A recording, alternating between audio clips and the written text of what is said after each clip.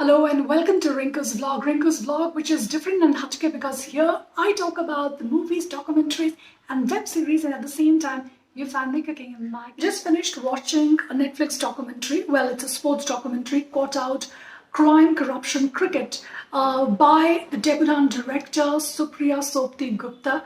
It's a Netflix documentary which is exposing and showing the deep-seated corruption, the nexus between the bookies and the cricketers, and of course the demon of match fixing in this documentary.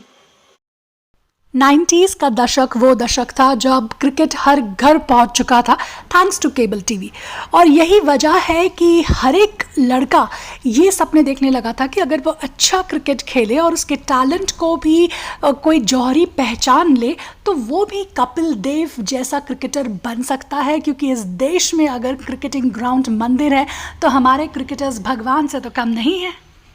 But this heaven of cricket actually comes down and is destroyed by the allegation of corruption. और इस allegation को सामने लाते हैं Manoj Prabhakar. Yes, Manoj Prabhakar was the first cricketer to bring this horrible fact in the public domain. उसके बाद जो होता है उनको सू किया जाता है BCCI द्वारा. वो एक दूसरी कहानी है जो आपको डॉक्यूमेंट्री में देखने को मिलेगी. बट उनको बहुत ज़्यादा सपोर्ट मिलता है दो investigative journalist. One is Minty Tejpal जो आप स्क्रीन पे देख रहे हैं, और दूसरे हैं Aniruddha Bahl. Both are the founders of tehelka.com, और ये दोनों काफ़ी उनकी मदद करते हैं. और किस तरह से लंदन जाके स्पाई कैमराज, हाईटेक कैमराज लेकर आते हैं और गैजेट्स लेकर आते हैं. और उस टाइम के लिए ये बहुत बड़ी बात थी, क्योंकि tehelka.com ही आई थिंक पहला ऑर्गेनाइजेशन था जो इंडिया में स्टिंग ऑपरेशन को एक्चुअली कॉमन बनाता है. और उसके बाद तो आप देखेंगे बहुत ज़्यादा स्टिंग ऑपरेशन होते हैं, हर फील्ड में होते हैं. लेकिन थोड़ा जो मुझे अजीब लगा इस डॉक्यूमेंट्री में वो ये लगा कि जब कपिल देव आते हैं, जब तक ये इंट्रोडक्शन चल रहा होता डॉक्यूमेंट्री में, और उसके बाद अचानक से कपिल देव आते हैं and he is actually making statement on Prabhakar, like that Prabhakar is not that great cricketer, he is a poor man's Kapil Dev and all. उस वक्त आप जस्ट सोचते हैं ये थोड़ा कैजुअल है, लेकिन उसके बाद तुरंत दिखाते हैं मनोज प्रभाकर को जो he is making the big revolution against Kapil Dev. Manoj Prabhakar accuse करते हैं कपिल देव को कि कपिल देव ने एक्चुअली उन्हें ब्राइब देने की कोशिश की थी, नियरली 25 लाख उस टाइम में, और जब उन्होंने इस ब्राइब को लेने से इनकार कर दिया था, जो कि ये बहुत बड़ा एक्चुअली रेवलेशंस था. तो ये दोनों जो इन्वेस्टिगेटिव जर्नलिस्ट हैं मिंटी तेजपाल एंड अनिरुद्ध बहल, इस पर आर्टिकल भी निकालते हैं. लेकिन फिर कुछ होता नहीं है, उसके बाद कोई मानने को रेडी नहीं होता है.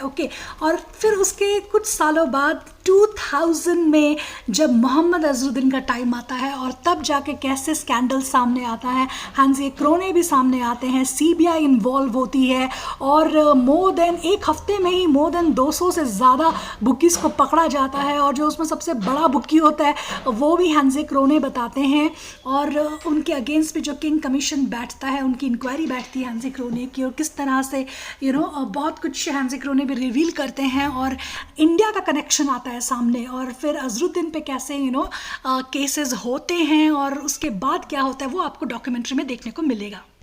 इस डॉक्यूमेंट्री में एक जर्नलिस्ट एक बहुत ही अच्छी लाइन बोलती है कि cricket is expected to be unscripted, and when it is scripted it loses all the essence of the sports.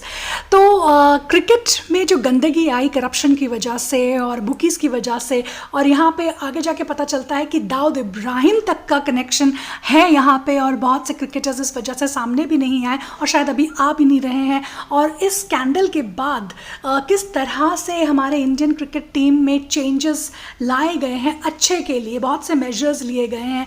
Anti corruption squad बनाया गया है, उनको ट्रेनिंग दी गई है, उनको बताया गया है कि कैसे वो बचे बुकीज़ से. तो ये सारी चीज़ें जो ये डॉक्यूमेंट्री वो एड्रेस कर रही है. मैं ये नहीं बोलूँगी कि बहुत ज़्यादा नई चीज़ें आपको इस डॉक्यूमेंट्री में देखने को मिलेंगी, लेकिन बुकीज़ का जो उनका खुद का ओपिनियन है वो क्या बोल रहे हैं, बहुत से बुकीज़ सामने आके बताते हैं. ऑफकोर्स वो एनोनिमस रहते हैं, और जो इन्वेस्टिगेटिव जर्नलिस्ट है उनकी मेहनत आपको दिखेगी. तो ये सारी चीज़ें आप कॉट आउट में देख सकते हैं इस पोस्ट डॉक्यूमेंट्री में, और मुझे काफ़ी अच्छा लगा है. आप भी एक बार इसे ज़रूर देखें. ये डॉक्यूमेंट्री आपके रोंगटे तो खड़े करेगी ही, और जो प्योर क्रिकेट फैंस हैं उनके दिल तो ज़रूर तोड़ेगी। लेकिन एक बात जो है वो आपको समझ में आ जाएगी कि जो प्रैक्टिकलिटी ऑफ लाइफ, कि जो क्रिकेटिंग और जो क्रिकेट और जो क्रिकेटर्स हैं वो किसी और दुनिया से नहीं हैं, वो आप जैसे ही हैं। उनमें भी वही फ्लॉज और वही कमियां हैं जो हम में हैं, और वो भगवान तो नहीं है। तो वेल, आप इसे देख सकते हैं, नेटफ्लिक्स पर अवेलेबल है, caught out. And if you like this review, then do like, share and subscribe. Bye bye.